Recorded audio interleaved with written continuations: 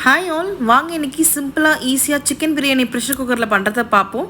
அதுக்கு ஒரு அழகாக பாஸ்மதி அரிசியை ஒரு 20 மினிட்ஸ் ஊற வச்சுக்கோங்க. 1/4 கிலோ சிக்கனை தயிர், மிளகாத்தூள், மஞ்சத்தூள், லைம் போட்டு ஊற வச்சு பிசைஞ்சு எடுத்து வச்சுக்கோங்க ஒரு 1/2 அன் ஹவருக்கு. இப்போ இன்க்ரீடியன்ஸ் 2 வெங்காயம், தக்காளி, பச்சை மிளகா, பட்டை, கிராம்பு, ஏலக்காய், கல்பாசி, புதினா, கொத்தமல்லி எடுத்திருக்கேன். ஒரு குக்கரில் நெய், எண்ணெய் ஊற்றிக்கோங்க. ஸ்பைசஸ் எல்லாம் ஆட் பண்ணிவிட்டு வெட்டியிருக்க வெங்காயத்தை நல்லா பொன்னிறமாக வர வரைக்கும் வதங்கட்டும். அப்புறமா காரத்துக்கு 2 பச்சை மிளகாய் எடுத்திருக்கேன். இதுவும் நல்லா வதங்கின பிறகு நம்ம புதினா, கொத்தமல்லி எடுத்து வச்சுருக்கோம் இல்லையா, அதை ஆட் பண்ணிக்கோங்க. உங்களுக்கு நல்ல ஃப்ளேவர் கொடுக்கும். அதை நல்லா வதக்கி விட்டோடனே நம்ம 1 ஸ்பூன் அளவுக்கு இஞ்சி பூண்டு பேஸ்ட் ஆட் பண்ணிக்கோங்க. அது ராஸ்மெல் போன வரைக்கும் வதக்கிட்டு இந்த தக்காளி, ஒரு பெரிய தக்காளி எடுத்திருக்கேன், அது வதங்கின பிறகு நம்ம உப்பு தேவையான அளவுக்கு கல்லுப்பு போட்டு ஆட் பண்ணிக்கோங்க.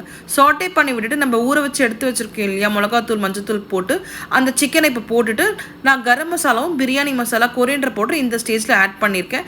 இந்த மாதிரி எண்ணெய் நல்லா பிரிஞ்சு வந்ததும் நம்ம ஊற வச்சுருக்க பாஸ்மதி அரிசியை போட்டுக்கோம்.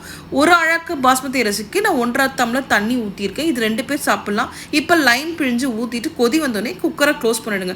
ஒரு விசில் வச்சு ஆஃப் பண்ணிவிடுங்க. சைட் டிஷ்க்கு நான் சிக்கன் 65 தான் பண்ணியிருக்கேன். எடுத்து பார்த்தா ஒரு யம்மியான ப்ரெஷர் குக்கர் பிரியாணி ரெடி.